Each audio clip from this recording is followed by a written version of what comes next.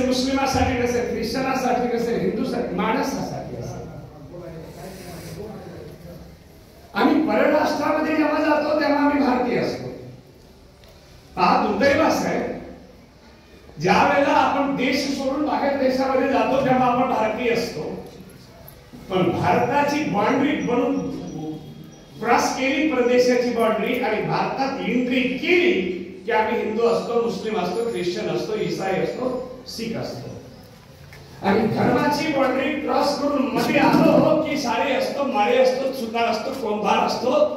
धर्माच्या आत जात आहे आणि जातीच्या बाउंड्रीच्या आत आलं की मग आमची जातीतली क्रेडिट सिस्टीम सुरू व्हायला सुरुवात होते की मी ह्या जातीतला पण थोडासा हलका, थोडासा बारीक.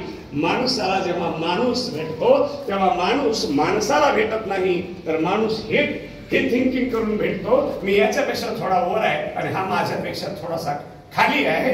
ही जी अंतर्मनामधली जी भावना आहे ही भावना जात आहे. भेटल्याबरोबर माणूस भेटला असं वाटत नाही. आपण लगेच विचार करतो की तो कोण आहे आणि मी कोण आहे. जसं आता नितीन सावंत यांनी सांगितलं की कुठेतरी प्लॉट मिळतोय, कुठेतरी प्लॉट मिळत नाही, जात तिथे लगेच जागी होते आणि मग माझ्या शेजारी हा चालेल का? आमची उंची आम्ही स्वतः मोजायला लागतो आणि म्हणून ह्या सगळ्या समस्या निर्माण झाल्या, माणसामध्ये समस्या निर्माण झाल्या. म्हणून मी सांगत होतो, समतेचा विचार जेव्हा शंभुकाने मांडला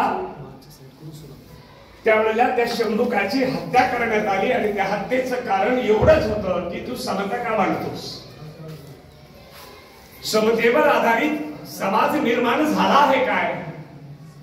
अडचण इथे अशी आहे की शंभुकाला सांगितलं तू समता का मांडतोस. महाभारतातल्या एकलव्यानं शिक्षणाचा हक्क मागितला, तो दिला नाही. जंगलात जाऊन त्यानं स्वतंत्ररित्या शिकलं, तरी अंता कापूर विद्या त्याची संपवली. त्यालाही हाच प्रश्न केला गेला, आदिवासी आणि जंगलात राहणाऱ्या भल्या माणसा, तू इतराच्या बरोबरीनं शिकायला मिळालं पाहिजे. आणि भीम, अर्जुन, नकुल, सहदेव, युधिष्ठिराच्या बरोबरी शिकून बरोबरी करायला तू धजावतोयस, ही समता तू का मांडतोयस?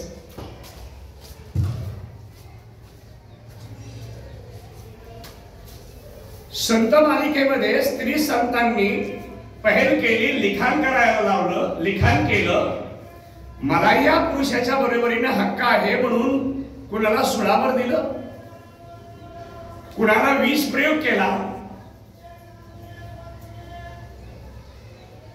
पुन्हा अभंगाची रचना मीराबाईसाठी घेतो विष प्याला. बाणीने अशी केली की मीराबाईला विष दिल्यानंतर विष प्याला देवाने घेतला आणि मीराबाई त्याच्यातून वाचली.